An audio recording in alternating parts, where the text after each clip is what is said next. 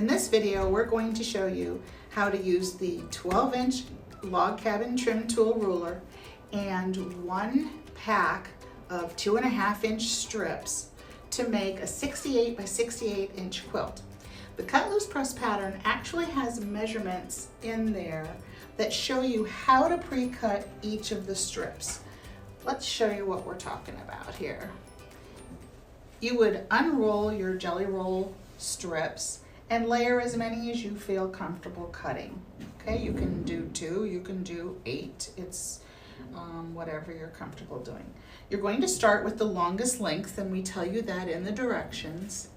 And what you're going to do is lay out your strip. You're going to start cutting your longest length and then the next length and the next length until you've cut all your jelly rolls. You'll stack all one size. You can number them, or we've labeled them with letters. You can lay each one in its own stack for easy reference. Now, before we do that, we want to show you a little tip using other Creative Grid rulers. When you're subcutting, this is our typical rectangle ruler. Here's another rectangle, one of our rectangle rulers right here. And what we do is we have a feature on our rulers called the turnaround feature. It shows full size whole numbers on one side, the white circles. And then if you turn the ruler around, you see 1/2-inch sizes on the other side. What that does is it lets you easily cut 1/2-inch increments. So for instance, if you needed a 9.5-inch strip, or a 13, a 12-inch, a 13, a 14, whatever 1/2-inch sizes you need, it's very easy to go on this side of the ruler and cut the exact size you need. If you are accustomed to using the whole numbers, you're constantly trying to find that little mark in the middle, that 1/2-inch size, and make sure you're cutting 1/2-inch sizes. So once you train yourself and you get used to, oh, it's a 1/2-inch size, let me be on this, it actually specifies the number and makes it very, very easy. So that's a little tip that we just wanted to share with you on cutting, subcutting any of your pieces. Now, let's see how we put this block together. To start the block, what we're going to do is we're going to need a 3.5-inch square. How do we know that? On the tool, it tells you what size strips, which in this case you're negating what it says, the 2 1/4, because this pattern was specifically written to use 2.5-inch strips. If you try to use 2 1/4, it will not work. So in this particular cut loose press pattern, you will want to use 2.5-inch wide strips. But this does tell you to cut your 3.5-inch center square, which is what you're going to start with. So now that we have our 3.5-inch center square, our pre-cut strips that we've already cut, we're going to start with the A piece, and we're going to stitch that down, flip it back. We're going to go to the B piece. We're going to stitch that down and flip it back. You're going to continue in a clockwise motion around the block. So this would be your A piece, B, C, D. Again, these illustrations are right in your pattern. Once you get those sewn, the secret sauce to any of the log cabin trim tools is to, once you actually have your center and your first round, you trim. Once you add a second round, you trim. And then your third round, you trim. So you're going to add your A, B, C, D, all right? And then you're going to trim your block. You're going to, just like we did in all the other videos we showed you, you're going to line up your square on your seam lines, and then you're going to make your cuts.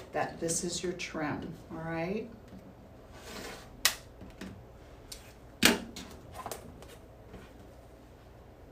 Turn your block around, square up again.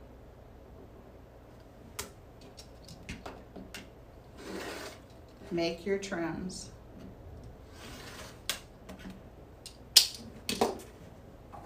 Now you're ready for round 2. Now for round 2, what we're going to do is we're going to start with our trimmed square and our next group of pieces. So remember here you had A, B, C, D. Now you're going to go with E, sew it down and flip it back, and F, sew it down and flip it back. Continue around adding your other pieces. Once you do that, you now are ready to trim.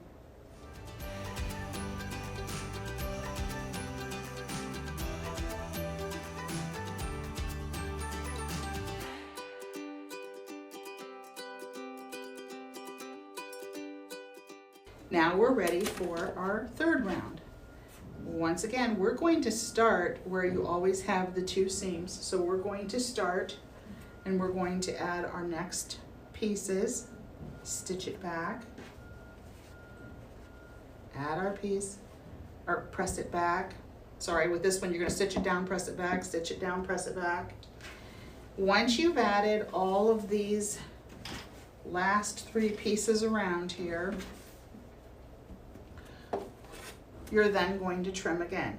So as you can see, here was your round 1, here is round 2, and here is round 3. Now we're going to line up on the center. We're going to line up our other seams and we're going to trim. This is then going to leave us with a 12.5-inch block, which is perfect for 12-inch finished block, okay? Turn your block around, or if you have a spinning mat, just spin this around. Line everything up again, and trim. Now it's perfectly square, and once you make 16 of these, they'll be ready to put into your quilt. Pretty simple. One last little thing that we wanted to share with you. For those of you that have just watched all of the Log Cabin Trim Tool Duo, this is a 10-inch finished square, and the difference between that one and the 12-inch, this shows you the ability. Now you can use the wider strips on the 10-inch if you choose. You won't have as many rounds. Or you can mix and match on the Duo. But we wanted to show you the difference side by side, size-wise and style-wise, how it compares to the 12-inch Log Cabin Trim Tool 2.